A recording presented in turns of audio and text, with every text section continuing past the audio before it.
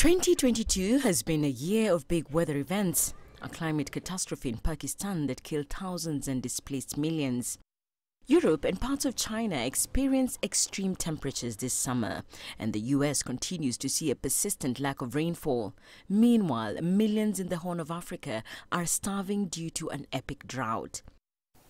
So why is the UN Climate Conference in Egypt such a big deal? First, let's understand what it means. We start with COP, which stands for Conference of the Parties.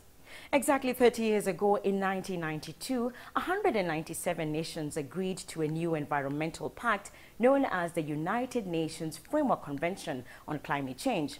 Its ultimate goal was to stop human interference with the climate system. The conference is hosted by a different government every year. Last year, COP27 was jointly hosted in Glasgow, Scotland by the United Kingdom. This is the 27th time countries have gathered under the convention, hence COP27. This year it's called the Summit of Implementation. The main idea here is to talk about how to implement agreements that have been set before, especially during the Paris climate change agreement, and that is the main focus of the summit. Obviously, we're talking about other challenges as well that will be conducted, such as climate change adaptation. We've got climate financing. As the delegates deliberate, there are certain words that will feature prominently. For instance, the Paris Accord or the Paris Agreement. This is a pact that was reached in 2015 during COP21, where countries pledged to pursue efforts to limit global temperature rises to 1.5 degrees Celsius. Why does keeping temperatures at 1.5 degrees matter? Well, scientists say keeping the rise in global average temperature below 1.5 will help humanity avoid the worst impact of climate change. It's the time to come and take action.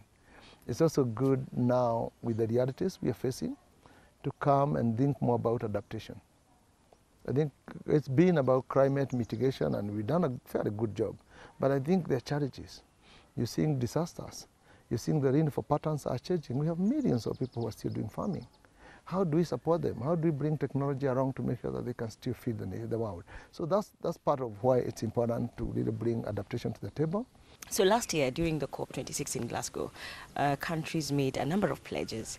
Do you feel or do you think that countries have actually done what they pledged to do? There's been a UN report that has actually come out developed by the UN that really shows that a lot of commitments that were made are actually on course. There are lots of commitments that are not on course.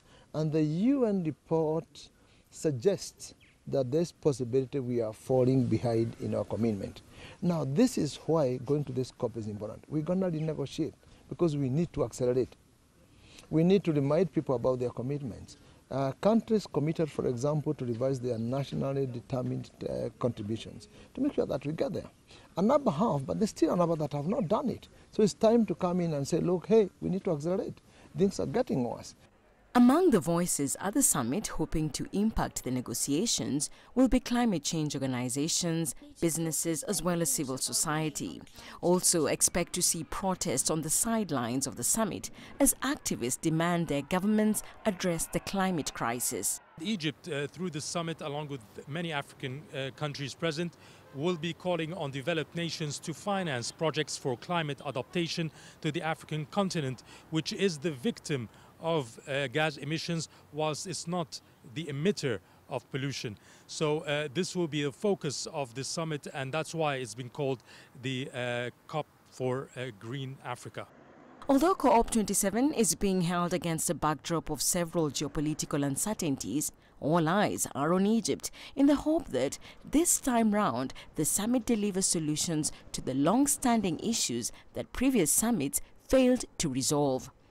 For CGTN, I'm Susan Mungeli.